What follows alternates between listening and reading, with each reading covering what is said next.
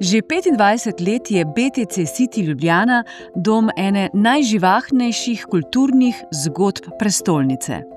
Od decembra 2000, ko je Polona Vetrih na oder dvorane Mercurius stopila s predstavo Shirley Valentine, je BTC City postal tudi prostor kulture, umetnosti in druženja. Z vizijo Jožeta Mermala je nastal teater komedija BTC, iz njega pa se je razvil City teater, sodobno središče smeha, glasbe in ustvarjalnosti.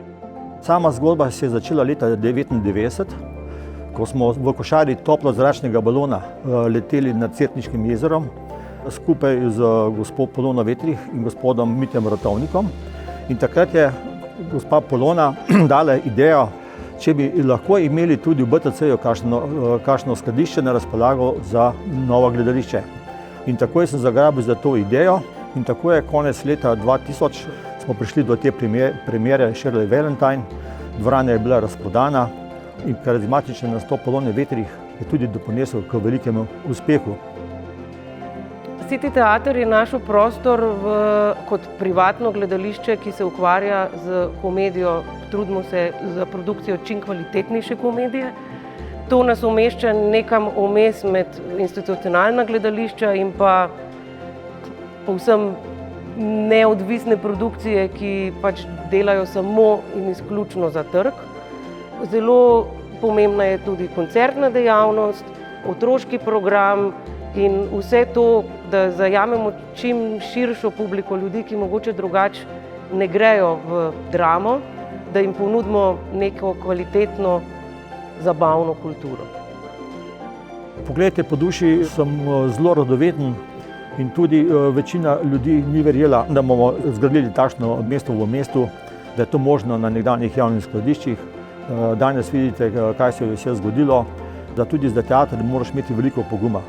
Kajti, da se lotiš teatra in da ne bi uspel, bilo tudi velik poraz za mene osebno in pa za vodstvo te družbe, da smo se česa lotili preveč volontersko, ne pa dejansko z eno širino, z srcem in pa z najboljšimi igralci oziroma igralko, ki je nam stala ob strani in dejansko moram reči, da sem izredno hvaležen, kar je dosegla. Tudi ko je zaključila kariero v teatru komedije BTC, je ona profesionalno pripeljala novo ekipo z Ano Kajzer na čelu in pa programskim vodjem Urošem Frstom. Tako da vidite, s kakšno osebo smo imeli opravka, da je od začetka do danes stala za tem projektom in da bo tudi ob 25-letnici tudi sama zaigrala. Moram reči, da je to en fenomen, ena karizma, ki jo težko najdeš v globalnem svetu. Sezono smo že začeli z predstavo glasbeno komedijo Brata. Za samo obletnico pa pripravljamo premiero glasbene komedije Veličastna.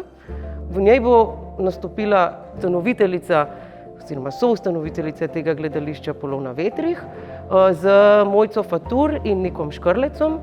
Zelo kanljiva in zabavna predstava. Podpora BTC-ja je nepogrešljiva. Brez podpore BTC-ja tega gledališča ne bi bilo. Vsaj ne v taki obliki, v kakršni obstaja zdaj, s tem širokim programom, ki nagovarja od otrok do ljubiteljev džeza in seveda pa naše osnovne publike, to so ljubitelji kvalitetne žlahtne komedije. City teater je dejansko srce kulturnega utripa tega mesteca.